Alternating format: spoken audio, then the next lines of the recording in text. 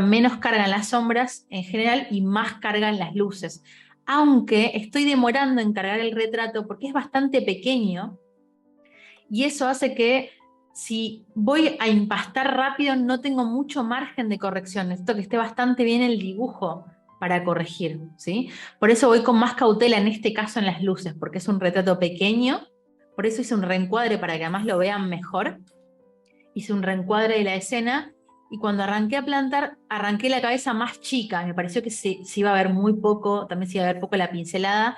Entonces decidí moverlo y amplifiqué todo. Así que al principio me estuve peleando con qué proporción iba a tener el encuadre, que es lo que quiero que ustedes vean, ¿sí?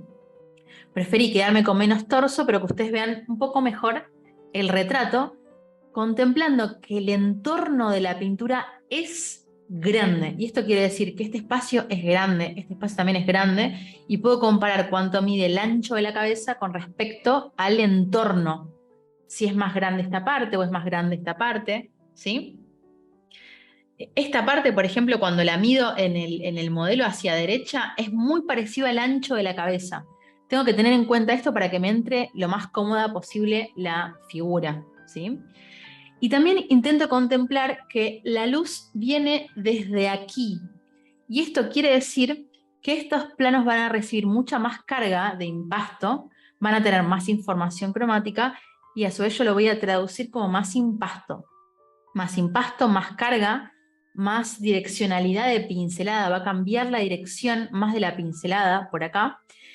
Y a su vez voy a tener pinceladas más grandes por acá, mucho más grandes porque van a ser menos atractivas que el retrato. También recuerden que uno puede corregir el dibujo, como seguramente me han visto hacerlo, que es haciendo esto, ¿no? Sacando o desplazando materia. Y me ayuda mucho a corregir justamente cosas más precisas del dibujo, a meterme hacia adentro. Piensen que la pintura en la primer mancha tiene que ser como una plastilina. Tiene que ser como una plastilina. Y eso quiere decir que lo tengo que poder mover. Si uno arranca con un dibujo demasiado preciso, no tengo posibilidad de movimiento. Es además la primer mancha, si uno se apura en la precisión del dibujo y digo más, en el parecido, vamos a tener problemas grandes cuando lo avanzamos, ¿sí? Porque, por ejemplo, si uno está mucho rato en el ojo y yo ahora me pongo a escribir el ojo, quizá no estoy segura si la cuenca va acá o va un poco más abajo. No estoy tan segura. Salvo que haya hecho un transfer, que en este caso no lo hice. Tampoco tengo un estudio previo a esta pintura, que hubiera estado bien hacer un estudio ya sea con acuarela, con tinta o con grafito. Acá me mandé derecho a estudiar el dibujo y la pintura de una sola vez. Y eso más me exige que pueda tener maniobras de corrección cuando avanzo con la pintura. Tengo que tener maniobras de corrección. Tengo que darle tiempo al plantado. Recuerden, cuando uno pinta no existe el tiempo. Por eso podemos estar 1, 2, 3, 4 horas sin darnos cuenta. No digo que con la práctica no se optimice, se optimiza un montón el uso del tiempo y también la estrategia es muy importante para optimizar el tiempo. O sea, pensar primero cómo lo voy a encuadrar, qué me va a entrar del dibujo, ¿sí? Luego pensar en el caso del retrato inmediatamente cuál es el eje, este es el eje de la cabeza, por lo tanto estas son transversales, nariz, ojos, oclusión de los ojos, oclusión de la nariz, oclusión de la boca, deberían ser paralelas y a su vez transversales, cruzan a 90 grados del eje de la cabeza, ¿sí? Por otro lado, empecé a pensar también en las relaciones de temperatura, ¿sí? Pero lo que más me importa, más que la temperatura, son los valores. ¿Qué nivel de oscuridad tengo? ¿Es acaso el alrededor oscuro? Lo primero que pensé es, ¿la figura es tan clara o acaso es el entorno que es tan oscuro? Por eso me peleo tanto con esto, porque necesito estar segura de cuánto más oscuro es el entorno para acercarme lo más posible al valor real, aunque nunca va a ser real porque no tengo la pintura enfrente y también va a depender muchísimo de la luz, pero cuán oscuro es el entorno de la cabeza para que le pueda acertar más a la deducción de la temperatura y del valor, o sea, del grado de oscuridad o luminosidad, del color. Si yo sé que esto es suficientemente oscuro, puedo arrojar hipótesis sobre esta claridad. Por eso a este periodo se lo relaciona con una técnica que es muy famosa, que es la de claro sobre oscuro. claro sobre oscuro. Por eso trabajé bastante tiempo, y me va a llevar infinitas horas más, trabajar el alrededor de la figura para estar suficientemente segura de cuán oscuro es. Es oscuro, primero pienso, y luego pienso, ok, ¿cuánto más oscuro es que la cabeza? ¿Cuánto es más? ¿Es más? Y me sigo preguntando, ¿es más? ¿Es más? ¿Es más? ¿Cuánto? ¿Sí? Cuando me hago esa pregunta, acá, por ejemplo, estoy trabajando acá, digo, ¿estoy segura que acá quiero poner algo mucho más claro o tengo que oscurecer? Cuando llegue a la oscuridad suficiente acá, voy a agregar la luz. Esto además ayuda porque el blanco tarda bastante en secar, el blanco titanio, y eso también va a repercutir en esta ley de graso sobre magro. Quiero decir que cuando voy avanzando en la pintura me conviene postergar el ingreso del blanco porque es el que más va a tardar en secar.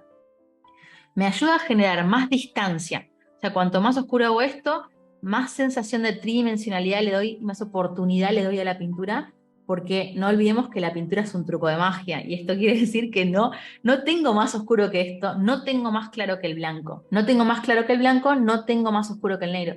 Por lo tanto, los infinitos juegos que haga entre medio, antes de usar negro y antes de usar blanco, me van a ayudar muchísimo a esa sensación de tridimensionalidad. Trato de postergar el negro puro y sobre todo trato de postergar el blanco. ¿Por qué el blanco más? Porque tarda mucho más en secar que el negro. Y esto tiene múltiples dificultades. Por un lado, no me va a permitir corregir prontamente. Me va a costar corregirlo, quitarlo, removerlo.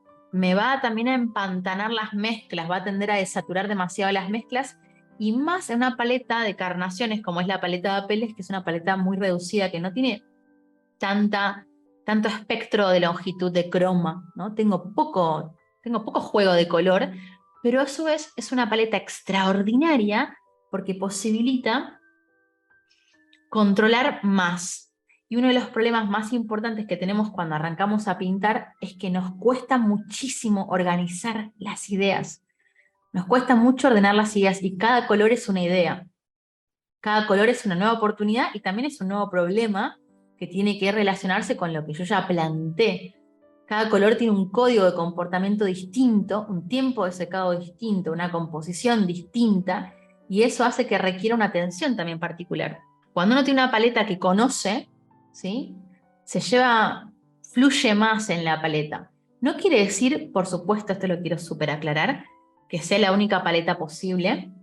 Yo les recomiendo fervorosamente que se enamoren de la paleta, que la aprueben, que vean la enorme versatilidad que tiene, aunque es súper pequeña. El juego de armonías que da mucha armonía rápidamente, genera carnaciones con mucha agilidad también. Y a su vez, uno ya, como es una paleta cortita, puede especular rápidamente con el valor, ¿sí? Algunos comentarios de la paleta que está acá puesta, ¿no? De la paleta de Apelles. Si yo entrecierro mis ojos, voy a ver que el valor más oscuro es el negro. El valor que le sigue es el rojo. El que le sigue, el rojo cadmio en este caso, el que le sigue es el amarillo ocre y el que le sigue es el blanco. Si sigo entrecerrando, voy a notar que este tierra, que en realidad es anexo, no es de la paleta de Apelles, lo pondríamos acá. Yo acá la ordené como paleta de Apelles más tierra, ¿sí? El tierra iría acá en valor.